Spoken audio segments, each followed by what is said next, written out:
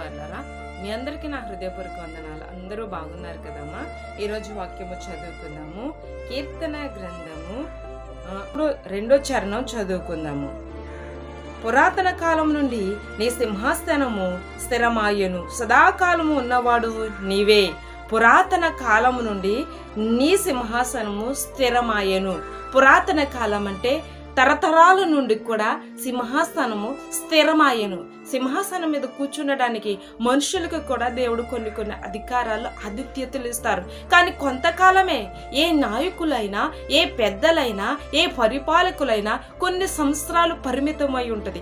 5 సంవత్సరాలు, 4 సంవత్సరాలు, 10 సంవత్సరాలు పరిమితమై ఉంటుంది. కానీ మన తండ్రి, నా దేవుడు, నీ దేవుడు తరతరాల నుండి పరిపాలన చేయుటకు యోగ్యుడును, సింహాసనం మీద కూర్చుండే అర్హుడును ఆయన ఒక్కడే అని ఇక్కడ చాలా అందముగా మాట్లాడుతున్నారు. 2వ చరణం, పురాతన కాలము నుండి నీ సింహాసనము స్థిరమాయను, సదాకాలం ఉన్నవాడువు నీవే.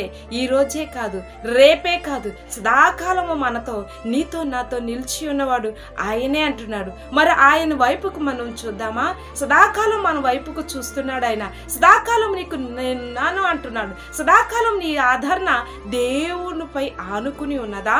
ఆయనైతే సదాకాలం ఉంది. మరి మనమైతే సదాకాలం ప్రభు వైపుకు చూడగలుగుతున్నామా? సరేనా? చూడగలుగుతున్నామంటే చిన్న ప్రార్థన చేసుకుందామా?